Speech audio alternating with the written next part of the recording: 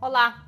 Com uma média móvel de mais de 1.000 mortes por coronavírus nos últimos 12 dias, o país anseia por medidas eficientes contra o vírus e por mais doses de vacina. Uma diplomacia ativa do Brasil com a China poderia impactar positivamente no envio de insumos chineses para a produção em larga escala do imunizante em território nacional. Este é o tema da entrevista central de hoje com o doutor em Geografia Humana pela USP, Elias Jabbour. Eu sou Pamela Oliveira e a Central do Brasil tem isso e muito mais a partir de agora. Central do Brasil. O preço da gasolina nas refinarias aumentou quase 60% desde 2017. O valor do diesel subiu 42% no período e o gás de cozinha mais de 130%, segundo o Diese.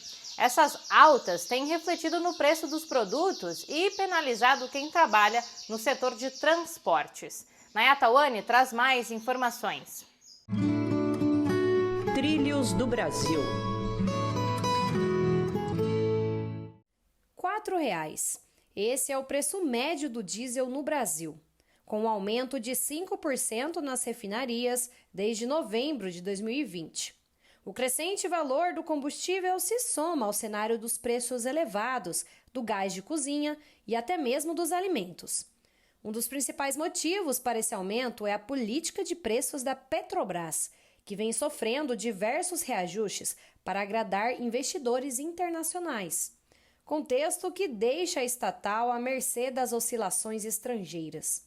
Andressa Delbons, dirigente do Sindicato dos Petroleiros de Caxias, no Rio de Janeiro, explica como essa política dentro da estatal impacta diversos setores.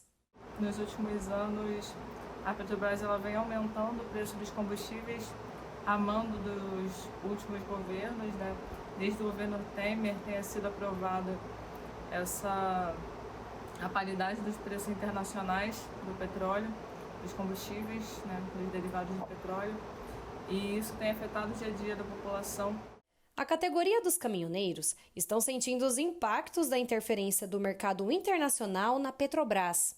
E para reivindicar principalmente um preço justo nos combustíveis, estão mobilizados em uma paralisação nacional que começou no primeiro dia de fevereiro. Plínio Dias, presidente do Conselho Nacional dos Transportadores Rodoviários de Cargas, aponta os horizontes da paralisação. A sociedade vê que realmente tem que estar ao lado do caminhoneiro, a questão da gasolina, do gás de cozinha, do diesel, onde que mais afeta toda a população brasileira. Quem vai deixar prolongar 1, 2, 3, 4 dias não é os caminhoneiros, e sim o governo, que todo ele que está com a pauta na mão, responsável pela pasta. Segundo a Associação Nacional de Transporte do Brasil, a greve seguirá até que as demandas sejam atendidas. E falando em governo federal, os dois candidatos de Bolsonaro para assumirem as cadeiras da presidência da Câmara dos Deputados e do Senado foram eleitos. Para vencer, Bolsonaro trocou votos por cargos na administração pública e distribuiu verbas em troca de apoio, resultando na eleição do senador Rodrigo Pacheco, do DEM de Minas Gerais, e do deputado federal Arthur Lira, do PP de Alagoas. Como primeira decisão na Câmara, Lira promoveu o que a oposição chamou de golpe ao invalidar a formação do bloco opositor, cuja chapa havia sido aprovada por Rodrigo Maia antes de deixar a presidência. Em nota, 9 partidos opositores que compunham a chapa classificaram a medida como um ato autoritário, antirregimental e ilegal. E agora, vamos falar de cultura. É fevereiro e com a pandemia ainda descontrolada, muitas celebrações históricas no Brasil não vão sair às ruas no carnaval. E por isso, a troça carnavalesca mista Cariri Olindense, que completa 100 anos, vai lançar um documentário. O diretor de comunicação do documentário, Hilton Santana, conta mais. Parada Cultural. Oi pessoal, aqui é Hilton, eu sou do Cariri Olindense e nesse ano em que a nossa troça, a troça mais antiga do Carnaval de Olinda, que às 4 horas da manhã de domingo abre o carnaval. Não vamos às ruas, não vamos estar aglomerando com nossos foliões, mas a gente quer deixar um legado para o nosso folião, a gente quer deixar registrado para a história com um filme documentário Cariri sem carnavais.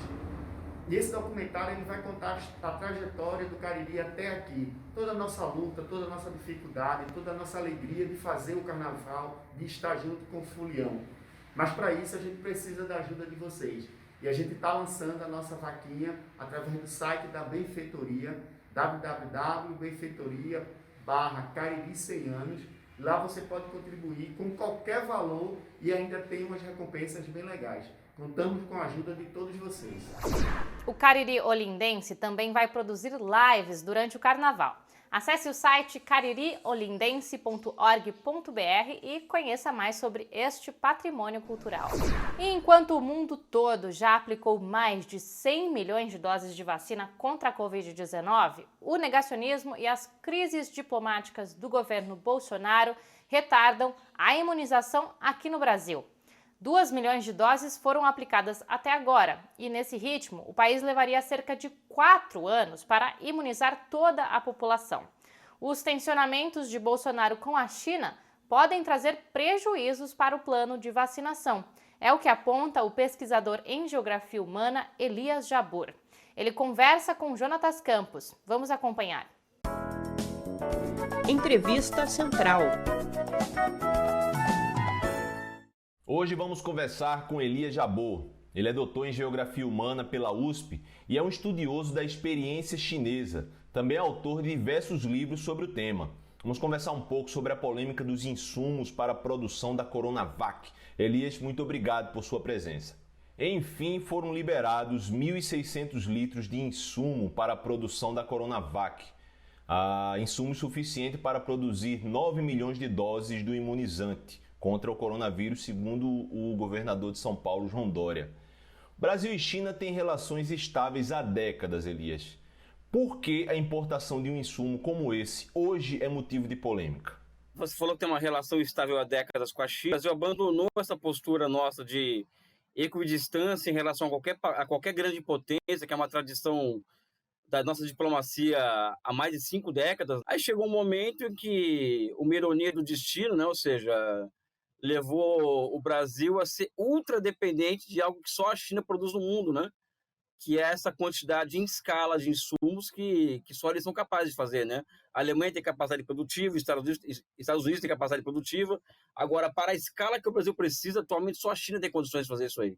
Não é? Então, esse foi o impasse e a polêmica está justamente aí, né? Teve meses desse ano em que a China foi responsável por 50% das nossas exportações, né? E a China está abertamente procurando novos fornecedores de soja, por exemplo, na África. A Tanzânia é um caso específico. O Brasil logo também pode ficar sem o próprio mercado chinês, né? Isso, ou seja, isso é a irresponsabilidade e a falta de liturgia política e estratégica para um país do tamanho do Brasil, né? Em novembro do ano passado, o deputado federal Eduardo Bolsonaro proferiu duros ataques contra o Estado chinês, o que suscitou uma reação imediata do embaixador da China no Brasil. Isso é uma coisa incomum, inclusive. Isso atrapalha as relações internacionais, um fato como esse específico? A nossa sorte é que os chineses eles olham o Brasil no longo prazo.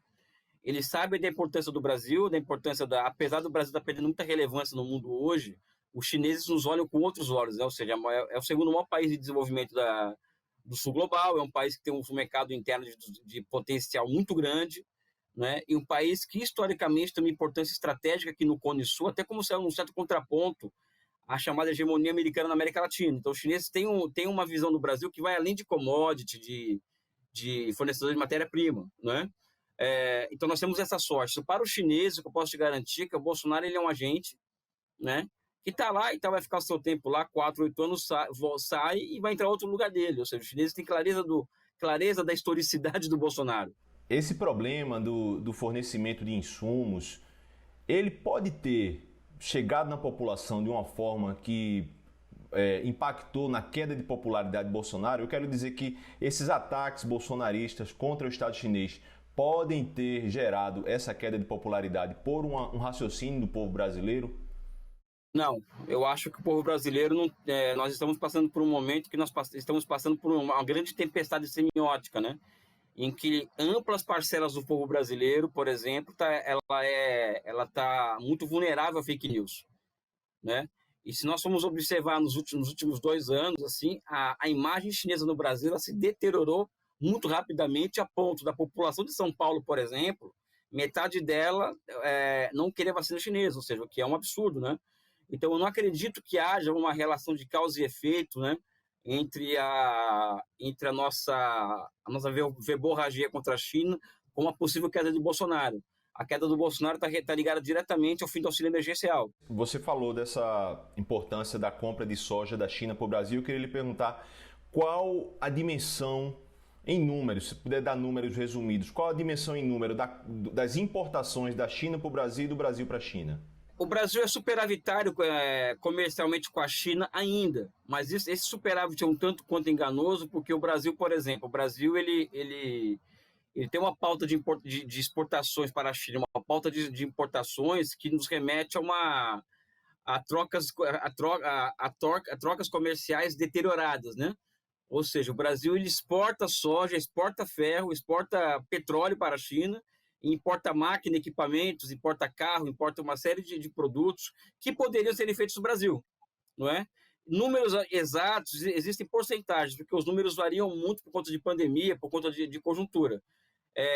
A nossa dependência comercial para com a China está aumentando em vez de diminuindo durante o governo Bolsonaro. E a vacinação em ampla escala é urgente. A média móvel de mortes por coronavírus no país está acima de 1.000 há mais de 10 dias seguidos. Graças ao Sistema Único de Saúde, sua gratuidade e universalidade, a situação não é ainda pior. A presidenta da Associação Brasileira de Saúde Coletiva, Gunnar Azevedo, aponta novos caminhos para fortalecer a saúde pública. Novos caminhos.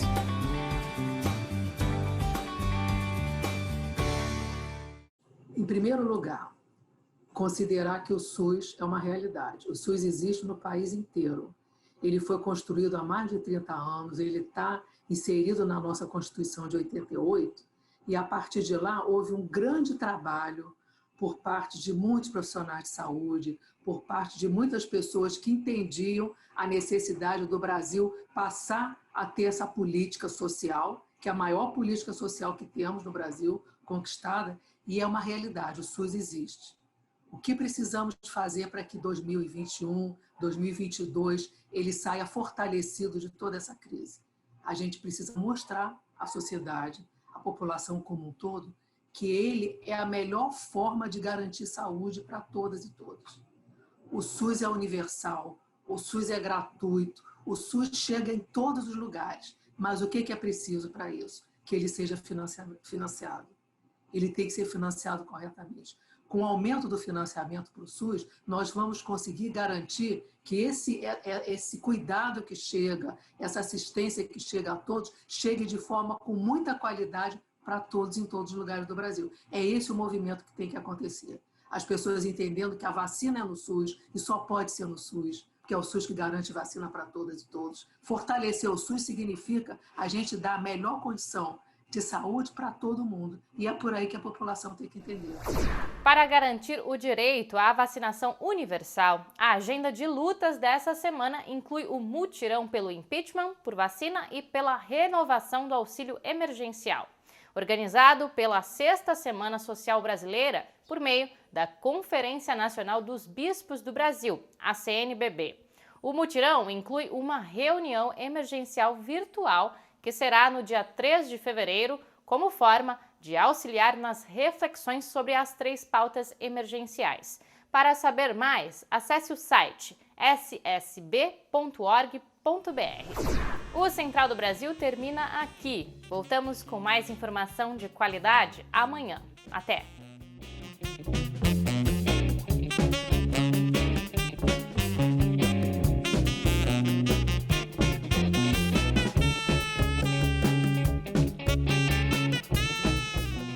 Central do Brasil, a rede de comunicação dos movimentos populares.